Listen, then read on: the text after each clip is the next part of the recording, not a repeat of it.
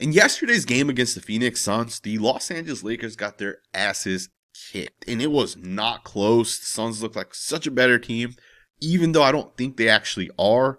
And the Lakers came out and they just struggled, right? They really, really struggled. And it wasn't in the first quarter. It was really in the second quarter when the Phoenix Suns outscored the Lakers by 14 points. And from there, the game was basically over. And what's crazy is Devin Booker ended up not even playing after the first quarter. So the Lakers got beat up, and we're going to talk about why they got beat up. But before we get into that, there's a video that's trending on social media. LeBron James apparently ignores coach JJ Redick, and I'll show you guys that video here in a second. But people are now saying the Lakers have to trade LeBron James. Get rid of this guy. The guy's washed. He's no longer good. Even though, he's 4-1 in the last 5 games, he's not good enough, right, is what a lot of people are saying. And we're going to talk about it in today's video. LeBron James also kind of responded and put some things out there. Some people, I think at this point, are saying the Lakers have to make some trades. And we're going to talk about all of that. Jarrett Vanderbilt, huge update as well coming from Coach JJ Redick. And I think this one's a big one as well. So we'll talk about that a little bit later on. But let's start right away. Let's talk a little bit about the video that is trending. So yesterday, there was a moment in the game when, the Lakers were trying to get back into it. Third quarter, they really made that push to try to come back. And it just wasn't working out, right? It just was not happening. And I think at some point, maybe for LeBron James and some of the other guys, it set in that they're not coming back in this game. And there was about 55 seconds left. And this is the moment that some people are not talking about. He got some good separation that time from Gabe Vincent at the free throw line. Just gave a little bump, and Gabe went flying, and he stepped back and knocked down the jumper. And I know Laker fans, this is about as bad as it gets when Brooks is the guy doing damage to the purple and gold. 27 assists for Phoenix on 39 passes. Lakers want a timeout, and the officials don't see JJ out on the court. 49 seconds left in the third. So the second and third quarters have basically belonged to the Suns.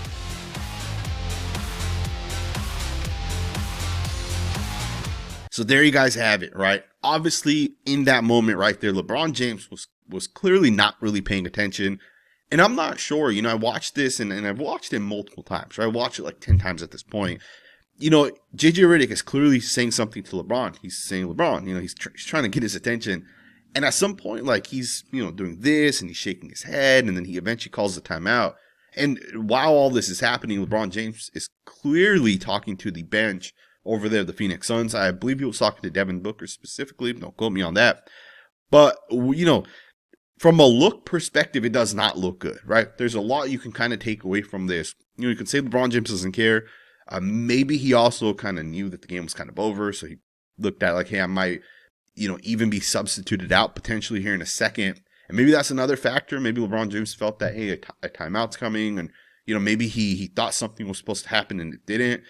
I do think it's a bad look. I do think LeBron James should have definitely been paying attention.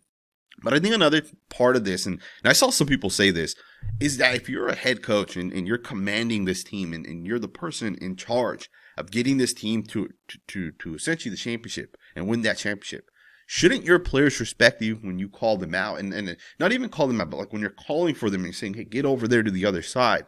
When you're saying that, you would expect your players to essentially respect that and essentially listen. Because coaches are oftentimes talking to players when these games are happening. And this was a moment in which JJ Redick was just straight up ignored. And it's also a moment where JJ Redick really didn't go after LeBron in this moment, right? To me, and I hate saying this because I like Redick. I think he's a pretty good coach. To me, this is the type of moment where you go and you chew this guy out, even though he's one of the greatest players to ever play basketball. This is the moment to chew him out, and this is the moment to set the tone. So every other player on this roster understands that, hey, our coach is making sure that we're all essentially, paying attention and we're listening and we're looking for the calls. But JJ Redick did not do that. And a lot of people are pointing that out, and rightfully so. I 100% agree with it. JJ Redick should have chewed out LeBron or went over there, because the videos are out there now, right? Everybody's going to see this video. Everyone's going to talk about it. Not this video, but like the actual video, right? Everybody's going to talk about that moment. It's already trending, right? To me, this is a really, really unfortunate situation where LeBron James essentially just kind of ignores the coach. And again, we are also making assumptions. LeBron could have easily thought in that moment that, hey, we're about to take a timeout, because the because the Suns had just scored, I think, like 7 straight points. So maybe he felt, hey, timeout's coming. We're just looking to advance the ball, get it to the other side of the half court, and then we're going to take that timeout. And again, maybe LeBron James just kind of thought that, but he also struggled. So that just kind of adds another element, right? People are saying, hey, LeBron only gets, only scores his 10 points. And again, people are criticizing that as well, right? He has 1,200 plus games of scoring 10 points. And some people are even pointing that out, right? Apparently, LeBron James, he's stat padded, but I also feel like it's not just on LeBron James, right? And we'll talk about why I think the Suns kind of lost, but just kind of wrapping it up and talking about that viral moment. I do think it was a moment for JJ Redick to really get after it and kind of set the tone. But I also don't think Coach Redick is that type of coach, right? I don't think like he goes after his players. I'm not saying like go punch the guy, but like at least say something where it's like, gotta pay attention, man. And again, I think it was a bad moment. It is what it is. And also just kind of talking about the loss, the Suns came out with an elite game plan, right? It's different how they kind of attack the Los Angeles Lakers. It's just different. Most of the time when Luka's out there, teams are double teaming this guy. Teams are they're going to blitz him, so they're going to stop that penetration and make him pass the ball. That's not what the Suns did. The Suns told Luka, we're going to play physical and we're going to drop off, right? We're not going to attack you. We're going to play physical, though. So, some of these defenders were all up on Luka, and they told Luka, go ahead and drive to the basket. And as Luka drove to the basket, they said you're going to have to pass the ball. Obviously, Mark Williams is going to step up.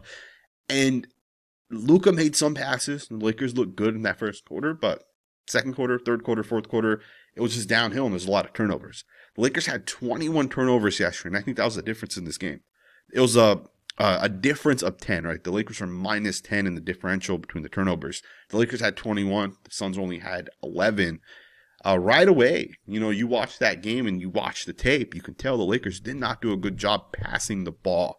LeBron James talked about it. He said by far the biggest issue was, our transition offense wasn't great and turnovers. Right? We didn't pass the ball. We didn't do a good job moving the ball. We were basically playing our ISO offense, right? Which the Lakers have had issues with before LeBron James kind of came back. It's an unfortunate loss for the Lakers, but you're not expected to win. You're not expected to win 80 games this season if you're the Lakers, right? If the Lakers can win 60 games, that's good enough, right? And a lot of this is going to be like making sure guys are healthy for when the playoffs come. A lot of this is going to be making sure LeBron James specifically is healthy. And I know some people are going to take shots at LeBron James, but I don't think this is a moment where you panic and you say we need to restart and kind of rebuild and change everything up. It's one game at the end of the day. Also, there was a moment in which Dillon Brooks, right after the game, took some shots at LeBron James. I actually want you guys to watch this video, and then we'll talk about this on the other side. Obviously, you and LeBron have a history. What was going on in the bench there with him and you? I'm a competitor, man. I don't really like the smiling and the giggling and all that. So, just letting them know that, I'm here and I'm still rising. Was it so he took offense to you talking to him, or because he hung around? Always. He likes people that to bow down. I don't bow down, so that either entices him or it aggravates him, either or. So LeBron James apparently likes players that bow down to him, and apparently Dillon Brooks does not bow down to LeBron James. Dillon Brooks yesterday surprised me with his performance. He had 33 points. He shot almost, 56%. From the field goal percentage. The guy had a phenomenal game. But the guy acts like he's, like a 25 points per game career scorer, right? The guy averages 14 points a game. He's a role player at the end of the day. And I know he's having a good season this year, but he's not that great in my opinion. He's a good player. He's not great. And it's kind of crazy that he's taking some of these shots at LeBron the way he kind of does. I do think the Suns will probably make the playoffs. We'll see how far they can actually push. I do like the fact that the Suns brought in Mark Williams. I think it makes him so much better. And looking back at last year's trade where the Lakers almost had Mark Williams, and I know the Lakers had to give up their 2031 first-round pick, and I think it was a 2030 swap, although the swap of first-round picks would probably benefit the Lakers given they have Luka. I understand you got to give up Connect and Cam Reddish as well as that first-round pick from 2031, but just imagine having Mark Williams as well as Dalton Connect this year, man. That would have been absolutely wild for the Lakers, especially on the defensive side. And I think that's kind of where the Lakers are struggling right now. And I do think the Lakers have to kind of figure it out from a defensive perspective of how they're going to go forward, because they do struggle sometimes. And I understand the Lakers are going out there and saying, hey, we're going to score 130 plus points every single game, but that's not realistic. Sometimes you're not going to score 130 points. Sometimes you might only score 108 like they did yesterday against the Suns. And in those games, you need to step up on the defensive side, and the Lakers were not able to do that. And I do think it kind of begs the question, like, do the Lakers need to add more talent on the defensive side? Because Rui Hachimura is not known for his defense, and he's technically a starter for the Lakers. And, at this point, LeBron James is also not really known.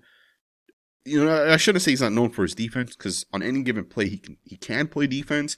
But LeBron James is 40 plus years old. You're not going to be able to play the type of defense that you need, right, on a play-in, play-out type of basis, especially for a guy that's playing over 30 minutes every single night. I think for the Lakers, it's a real question. You need to go out there and say, hey, we need to get guys that can play a little bit better on defense. Even Jake LaRavia is not great on the defensive side. And I know LaRavia has had success with like forcing turnovers and getting steals. He's a very, very, very high IQ basketball player. He's super smart, but athletically, he doesn't really have it, right? He's not, let's say, someone like Jared Vanderbilt, who we'll talk about here in a second. Jake LaRavia yesterday really struggled for the Lakers. In fact, I went out there and pulled up the actual lineup data, and literally every single time Jake LaRavia is out there and playing minutes, every single lineup, the Lakers are basically in the negative. So let's look this through here. I sorted this by minutes. You guys can see obviously the starting lineup played 14 minutes together. You can look at this first lineup right here. This one played 5 minutes. LeBron James, Luka, Gabe Vincent, Jake LaRavia, and Jackson Hayes. And this one was -4 on the plus minus. Literally the same lineup as the one before. The only swap is LeBron for Rui Hachimura, -5. And you can just keep going down the list. Another one here, Jake LaRavia, -7. Another one down here, -4. Yesterday, Jake LaRavia ended up finishing -20 out there. And I'm not trying to nitpick and say, hey, Jake LaRavia is the main reason why the Lakers lost. Obviously, that's not 100% true. But I do kind of find it weird that Jared Vanderbilt is not able to find the rotation and potentially crack the rotation, given Marcus Smart, the best defender, hasn't played in 2 games now at this point. When you look at some of the guys that are playing, Dalton Connect is getting minutes out there. And these are real minutes, not like garbage time minutes. He played 15 minutes yesterday for the Lakers. Gabe Vincent was 1 of 6 yesterday. Jake LaRavia, although he only shot 3 shots, he had 2 points in his 15 minutes of action. Rui Hachimura played 22 minutes, and he had no points yesterday. And again, I'm not saying the Lakers need to make these wild changes, but it's kind of wild to me that you have a guy in Jared Vanderbilt who literally probably like 2.5, 3 years ago was considered one of the best perimeter defenders in all of basketball.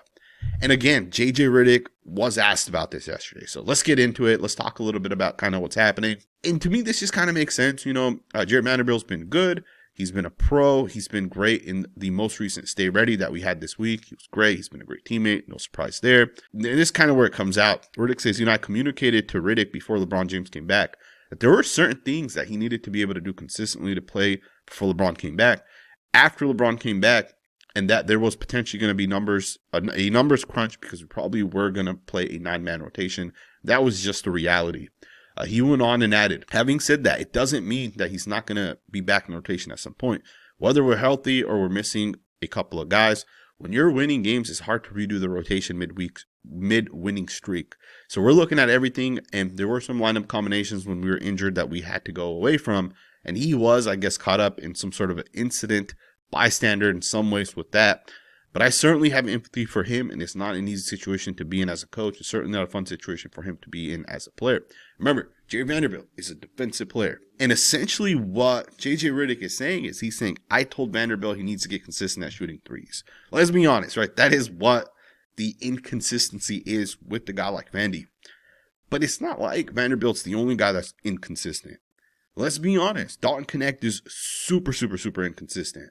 Yesterday, he was pretty solid, right? He went 5 of 7 yesterday, had 13 points. Dalton Connect will come in the next game coming up, and he'll shoot 7 shots, and he won't hit any of them. And it's not just Dalton Connect. Jake LaRavia is super inconsistent. And again, I think for the Lakers, athleticism and being able to play defense, Jared Vanderbilt gives that to you. And I just find it crazy that Gabe Vincent and Dalton Connect are playing more, and even Jake LaRavia. Now, to be fair, I do like Jake LaRavia a lot, right? I do think he has a ton of upside. He's still super, super young. But the Lakers, you shouldn't be looking like, hey, we need to build this out for the future. The Lakers should say we need to build this out to win a championship this season. And I think Jarrett Vanderbilt has to be in the lineup. We'll see if the Lakers can potentially get him back into the lineup. Again, what the Suns did yesterday kind of just showed you that, hey, from a game plan perspective, we're physical with Luka and we tell him to drive. Will he be able to make those passes consistently? We've seen Luka struggle with turnovers in the past. So Luka has to do a better job passing and stop forcing so many different things, right? If it's not there, it's not there. And then also, if they're going to give you the shot, Luka needs to just continue to shoot. Yesterday, the biggest game again was turnovers. Luka had 9 of them. The Lakers are 21 in total. The difference was 10. Right? Lakers are minus 10 in turnovers. That right there, just the 10 turnovers is a difference of like 20 to 30 points, right? And I know the Suns did not score every single time, but like even if he's scoring half of those, right, it's a difference of literally 10 to 15 points, right, depending on if it's a 2 or 3. So to me, the Lakers just have to clean some things up. I think they're a better team than the Suns, and I think they're a lot better than kind of what we saw yesterday. We'll see what ends up happening, man. I hope you guys enjoyed this video. Let me know what you guys think on the LeBron James situation. What are your guys' thoughts on, kind of what we saw against the Suns yesterday? And then Jarrett Vanderbilt, do you guys think he deserves to be back in the lineup? I definitely think it makes sense to kind of get him back, get him those minutes. And also, another part of the NBA, and I think a lot of the shooters and guys that are like role players will say, is consistency allows you, even as a shooter, as a guy that's scoring points, it allows you to be consistent as well. And let's just be honest, the Lakers, they lack athleticism, especially when LeBron and Rui are your 2 starters, because you have Luka and Austin Reeves at the same time out there. You're lacking athleticism, right? I think the Lakers have to really think about how they're going to go forward. And I know you can go out there and say, hey, Luka can score 28 points in the first quarter every single game, but you're not going to consistently win that way, right? You have to be able to play team basketball. You got to be able to match other teams and have, a consistency of lineups. And again, I think Rui Hachimura off the bench makes so much more sense than starting him, but that's my personal opinion. We'll see what ends up happening, man. Thumbs up, subscribe, and I'll see you guys next time with another video.